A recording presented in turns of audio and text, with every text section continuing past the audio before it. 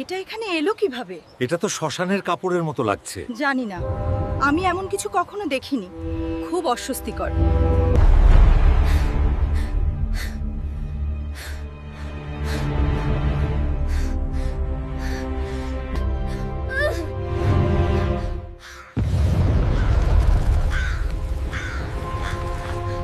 আমার ছেলে গতকাল রাত থেকে কথা বলছে না।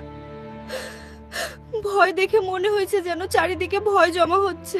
কালো জাদু হলেও আমি ভূতের সাথে পরিচিত। ওটা আসছে, সাবধানে থেকো। ভূত ভাই, যদি তোমার কিছু প্রয়োজন হয় শুধু বলুন, কিন্তু আমাকে ছেড়ে দিন। যাকে ডেকে পাঠানো হয়েছিল সেই সাধক, সে নিজের দুঃখ আর রাগ দিয়ে এই অভিশাপ তৈরি করেছে।